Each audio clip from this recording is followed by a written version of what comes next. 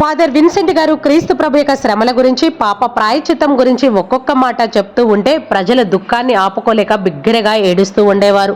అంత శక్తివంతంగా ఉండేవి విన్సెంట్ గారి యొక్క ప్రసంగాలు. మనకి క్రీస్తు ప్రభు తోడుగా ఉన్నారు, అన్నిటికీ క్రీస్తు ప్రభువే మనకి దిక్కు అంటూ ఆ ప్రజలను ఓదారుస్తూ ఉండేవారు. పాపాత్ములు, కఠినాత్ములు వారి యొక్క చెడు అలవాట్లను మానుకొని మంచి మనుషులుగా మారుతూ ఉండేవారు. చాలా మంది జ్ఞానస్థానం తీసుకొని కథోలిక శ్రీ సభలోనికి వస్తూ ఉండేవారు. ఒక్క స్పెయిన్ దేశంలోనే 25,000 మంది యూదులు, 8,000 మంది మూర్ ప్రజలు క్రీస్తే దేవుడని, రక్షకుడని అంగీకరించారు.